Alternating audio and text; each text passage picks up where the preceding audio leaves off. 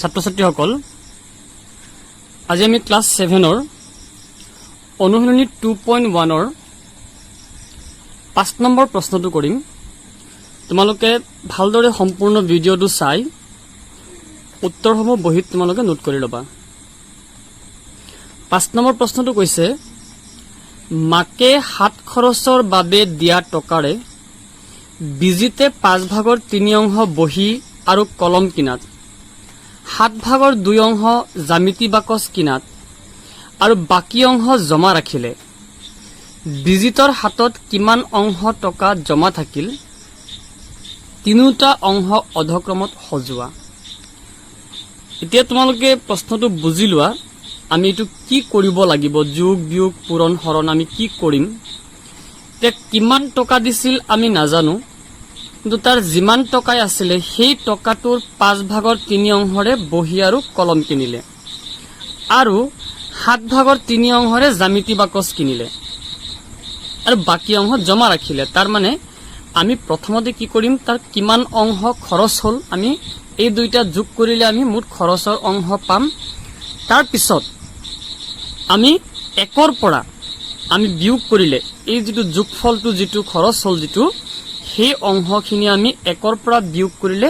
বাকী থকা অংশটো আমি পাম। অংকটো মই কৰি দিছো, তোমালোকে চাবা। এতিয়া চোৱা, বহি আৰু কলম কিনাত খৰচ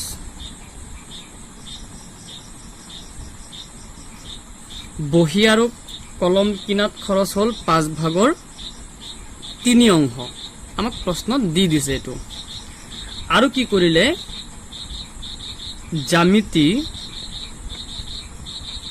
জ্যামিতি বাকচ কিনাত খৰচ হ'ল 7 ভাগৰ 2 অংশ। ঠিক আছে, এতিয়া আমি কি কৰিম, মুঠ খৰচটো উলিয়াম। চাই লোৱা, মুঠ খৰচ কথাটো বুজি লোৱা যে বহি আৰু কলম কিনাত খৰচ কৰিলে কিমান, 5 ভাগৰ 3 অংশ, জ্যামিতি বাকচ কিনাত খৰচ কৰিলে 7 ভাগৰ 2 অংশ।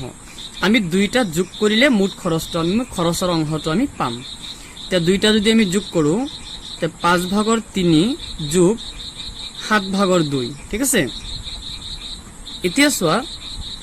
ভগ্নাংশৰ যদি আমি যোগ বিয়োগ কৰোঁ তেতিয়া আমি লসাগু ল'ব লাগে। লসাগু আমি কাৰ ল'ম, তলৰ কিটাৰ মানে হৰ, ভগ্নাংশ দুটাৰ হৰৰ আমি কি ল'ব লাগে, লসাগু। এতিয়া লসাগু উলিয়াব হ'লে তোমালোকে চব 5 আৰু কিমান আছে 7, তোমালোকে চাব লাগিব দুইটাত কিবা সংখ্যাৰে হৰণ যায় নেকি। তা আমি দেখা পাই আছো 5 আৰু 7 দুইটাতে কোনো সংখ্যাৰে হৰণ নাযায়। যদি নাযায় তেনেহ'লে তোমালোকে দুইটা পূৰণ কৰি দিয়া। 5 7 গুণ কিমান হ'ল, 35। এইটো হ'ব লসাগু। লসাগু লোৱাৰ পিছত আমি কি কৰিব লাগে, এই হৰেৰে আমি লসাগুক হৰণ কৰিম। তাৰমানে 5 35ত যাব কেইবাৰ, 7 বাৰ। 7ৰে যদি ওপৰটো পূৰণ কৰোঁ, 7 3 গুণ 21। আমি যোগচিন আছে, আমি যোগচিন দিম। ঠিক একেদৰে 7ৰে আমি 35ক হৰণ কৰিব লাগিব। 7 35ত যাব 5 বাৰ। সেই 5ৰে যদি ওপৰটো পূৰণ কৰোঁ, 5 2 গুণ হ'ব 10। এতিয়া আমি কি কৰিম, ওপৰত যোগ হৈ আছে, আমি যোগ কৰিম। 21 আৰু 10 কিমান হ'ব, 31, আৰু তলত কিমান আছে, 35। এতিয়া এই ভগ্নাংশটোত যদি তলে ওপৰে হৰণ যায় আমি কৰিম, আৰু যদি হৰণ নাযায় এনেকেই থাকিব। তাৰমানে মুঠ খৰচ হ'ল 35 ভাগৰ 31 অংশ মুঠ খৰচ হ'ল। এতিয়া বাকী থাকিল কিমান, এতেকে প্ৰশ্নই কি সুধিছিলে, বাকী অংশ জমা ৰাখিলে, নহয় জানো। এতিয়া জমা থাকিল কিমান জমা থাকিল কথাটো বুজি লোৱা। যিকোনো এটা ভগ্নাংশৰ এতিয়া মুঠ এতিয়া কিমান টকা আছিল আমিতো নাজানো। এতিয়া মুঠ অংশ বুলি ক'লে তোমালোকে বুজিব লাগিব 1। ঠিক আছে, মানে যিহেতু 35 ভাগৰ 31 অংশ খৰচ হ'ল, তাৰ পৰা তোমালোকে 1ৰ পৰা কি কৰিবা, 35 ভাগৰ 31 অংশ বিয়োগ কৰিব লাগিব। এতিয়া কাৰণ মুঠ তেওঁৰ হাতত কিমান অংশ আছিলে, 1 অংশ দেই। এইটো মানে 35 ভাগৰ 31 অংশ খৰচ হ'ল, মানে 35 ভাগৰ 35 অংশ টকা আছিল। ঠিক আছে,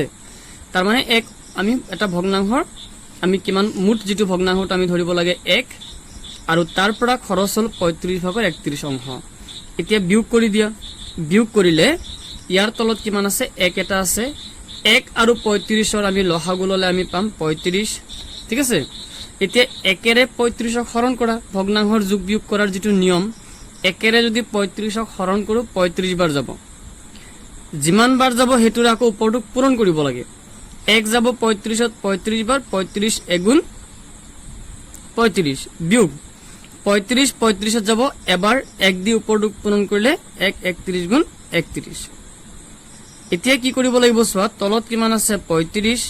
আৰু ওপৰত 35ৰ পৰা 31 বিয়োগ কৰিলে থাকিব 4 তাৰ মানে তাৰ হাতত জমা থাকিল কিমান 35/4 অংশ জমা থাকিল এতিয়া জমা অংশ পালো এতিয়া প্ৰশ্নই আৰু এটা কথা কৈছে বিজিতৰ হাতত কিমান অংশ টকা জমা থাকিল আমি হেতু উলিয়ালো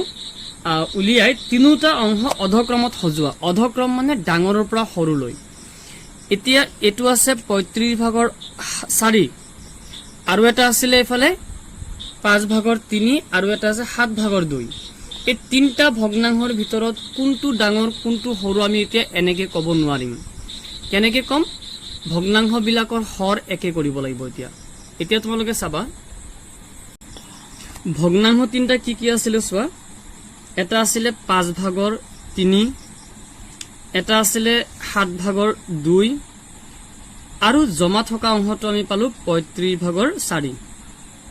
ঠিক আছে আমি তিনিটা ভগ্নাংশ আমি লিখি লৈছো আৰু তাক যদি অধক্ৰমত সজাব লাগে আমি কেনেকে সজাম চাই লোৱা আমি আকৌ 5/3 লিখিম 7/2 লিখিম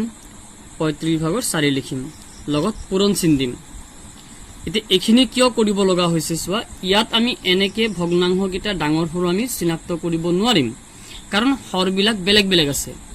যেতিয়া কোনো ভগ্নাংশৰ হৰবিলাক একে থাকে তেতিয়া ভগ্নাংশ কোৱা হয় সদৃশ ভগ্নাংশ বুজি পাইছা যে আমি সদৃশ ভগ্নাংশলৈ তাক পৰিৱৰ্তন কৰি ল'ব লাগিব আৰু সদৃশ ভগ্নাংশ যেতিয়া হৈ যাব তাৰ মানে হৰবিলাক যদি একে হৈ যায় তেতিয়া ডাঙৰ সৰু আমি তাত আমি চিনাক্ত কৰিব পাৰিম ঠিক আছে এতিয়া হৰবিলাক একে কৰিবলৈ আমি কি কৰিম যে তলত কি কি আছে সব 5 আছে 7 আছে আৰু 35 আছে এই তিনটাৰ তোমালোকে কি কৰিব লাগিব লহাগু ল'ব লাগিব তো লহাগু উলিয়াব হলে তোমালোকে এটা কথা মন কৰিবা ইয়াত আটাইতকৈ ডাঙৰ কিমান আছে 35 35ত 7ৰে হৰণ যায় নে নাযায় নিশ্চয় যায় 5ৰে হৰণ যায় নে নাযায় নিশ্চয় যায় যদি ডাঙৰ সংখ্যা যেটো আছে তাত 7ৰে হৰণ গৈ আছে 5ৰে হৰণ গৈ আছে তেনেহলে আমি আৰ টেনশন বৰ প্ৰয়োজন নাই তাৰ মানে লহাগু কিমান হ'ব 35 হ'ব ঠিক আছে লহাগু কিমান হ'ব 35 এতিয়া তলত 35 হ'ব লাগিব সবৰে তলত কিমান আছে 5 আছে এতিয়া তোমালোকে চাবা 5ৰ লগত কিমান পূৰণ কৰিলে 35 হ'ব নিশ্চয় 7 পূৰণ কৰিব লাগিব তলৰ পৰা 7 পূৰণ কৰি দিবা ঠিক তেনেকৈ তলৰ ভগ্নাংশৰ কিমান আছে 7 আছে 35 হ'বলৈ তলৰ পৰা কিহেৰে পূৰণ কৰিব লাগিব 5ৰে পূৰণ কৰিব লাগিব ঠিক আছে আৰু এটো ভগ্নাংশৰ তলত 35 আছে তাৰ মানে 35ৰ লগত কিমান পূৰণ কৰিলে 35 হ'ব এতিয়া আমি 1 পূৰণ কৰি দিম ঠিক আছে এতিয়া চোৱা কিমান হৈ আছে 7 3 গুণ হৈ আছে 21 তলত 7 5 গুণ 35 ওপৰত কিমান আছে 5 2 গুণ 10 তলত 7 5 গুণ 35 ইয়াত কিমান 4 গুণ 4 তলত 35 গুণ 35 এতিয়া চোৱা আটাইকেইটা ভগ্নাংশৰ হৰ একে যদি হৰ একে হৈ গল এতিয়া আমি ডাঙৰৰ পৰা সৰুলৈ সজাব পাৰিম ইয়াত ওপৰত চোৱা এতিয়া হৰবিলাক যেতিয়া একে হৈ গল এতিয়া ওপৰত তোমালোকে চোৱা ইয়াত 4 ইয়াত 10 ইয়াত 21 তাৰ মানে আটাইতকৈ ডাঙৰ কোনটো আছে এটো সেকেন্ড হ'ব এটো থাৰ্ড হ'ব এটো যেহেতু ইয়াত আটাইতকৈ ডাঙৰ ভগ্নাংশ হৈ আছে 35/21 তাতকে সৰু হ'ব 35/10 তাতকে সৰু হ'ব 35/4 গতিকে আমি অধক্ৰমত মানে আমি যদি হজাও মেন ভগ্নাংশকেইটা কি আছিল 35/21 মানে আছিল 35/21 মানে হল 5/3 তাৰ মানে ইয়াত আটাইতকৈ ডাঙৰ ভগ্নাংশটো হল 5/3 সেকেন্ড হল 35/10 35/10 মানে হল 7/2 ঠিক আছে আৰু থাৰ্ড হ'ল কিমান 35/4 তাৰ মানে 35/4 আছে তে এটো আমি অৰ্ধক্ৰমটো সজাই দিলো ঠিক আছে ছাত্ৰ ছাত্ৰীসকল এতিয়া মই ক্লাস 7 ৰ অনুশীলনী 2.1 ৰ 6 নম্বৰ প্ৰশ্নটো কৰিম তোমালোকে ভালদৰে চাবা আৰু বহিত নোট কৰি লবা শ্যামলীয়ে ঘৰত প্ৰতিদিনে 5 সমস্ত 4/3 ঘণ্টাকৈ পঢ়ে এইখিনি সময়ৰ 5/2 অংশ গণিত আৰু ইংৰাজীত 6/1 অংশ বিজ্ঞানত আৰু বাকিখিনি সময় অন্যান্য বিষয়ত খৰচ কৰে তিনিটা অংশ নিৰ্ণয় কৰি ঊৰ্ধ্বক্ৰমত সজোৱা এতিয়া তোমালোকে এটা কথা মন কৰিবা এই দুটা অংশ আমাক দিয়ে দিছে এটা অংশ কিমান দিছে 5/2 আৰু এটা অংশ দিছে 6/1 তে বাকি অংশটো আমি কেনেকৈ উলিয়াম এই দুটা অংশ আমি যোগ কৰিম যোগ কৰি 1 ৰ পৰা বিয়োগ কৰিলে সেই যোগফলটো 1 ৰ পৰা বিয়োগ কৰিলে বাকি অংশটো ওলাই যাব ঠিক আছে এতিয়া চোৱা আমি তিনিটা অংশ নিৰ্ণয় কৰিম নিৰ্ণয় কৰি আকৌ আমি ঊৰ্ধ্বক্ৰমত সজাব লাগিব দে চোৱা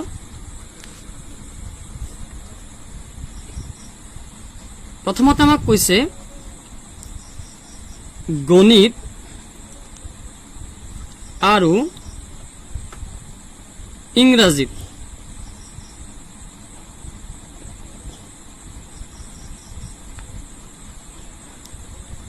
গণিত আৰু ইংৰাজী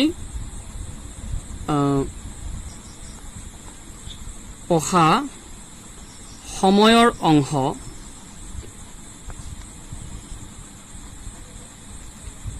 গণিত আৰু ইংৰাজী পঢ়া সময়ৰ অংশ হ'ল 5/2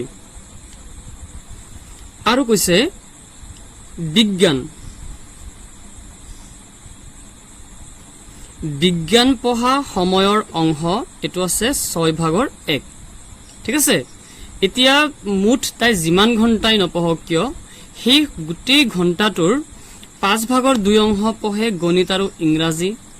আৰু 6/1 অংশ পঢ়ে বিজ্ঞান বাকিখিনি সময় অন্যান্য বিষয় পঢ়ে ঠিক আছে এতিয়া অন্যান্য বিষয় কিমান অংশ পঢ়ে আমি আগতে হেতু উলিয়াব লাগিব হেতু উলিয়াবলৈ হলে আমি এই দুটা যোগ কৰিব লাগিব দেই এতিয়া আমি ইয়াত কি কৰিব লাগিব চোৱা এতেকে গণিত আৰু এটা কি আছে ইংৰাজী আৰু এটা কি বিজ্ঞান আৰু বিজ্ঞান পঢ়া সময়ৰ মুঠ অংশ আমি উলিয়াম চোৱা আমি দুইটা যোগ কৰিলে মুঠ অংশ পাম এটা আছে 5/2 আৰু এটা আছে 6/1 আমি দুইটা কি কৰিব লাগিব এতিয়া যোগ কৰিব লাগিব এতিয়া চোৱা দুইটা যদি আমি যোগ কৰো ভগ্নাংশৰ যোগ বিয়োগ কৰিবলৈ হলে আমি লসাগু লব লাগিব 5 আৰু 6 আমি লসাগু লম আগৰ নিচিনাকে চোৱা 5 আৰু 6 কোনো সংখ্যাৰে হৰণ নাযায় যদি নাযায় আমি লসাগু লবলৈ কি কৰিব লাগিব 5 আৰু 6 পূৰণ কৰিব লাগিব তে 5 6 গুণ হল কিমান 30 এটো হল আমাৰ লসাগু এতিয়া লসাগু লোৱাৰ পিছত কি কৰিব লাগিব 5 ৰে 30ক আমি হৰণ কৰিম 5 30ত যাব কেবাৰ 6 বাৰ এই 6 ৰে যদি উপৰটো পূৰণ কৰো 6 দুগুণ হ'ব 12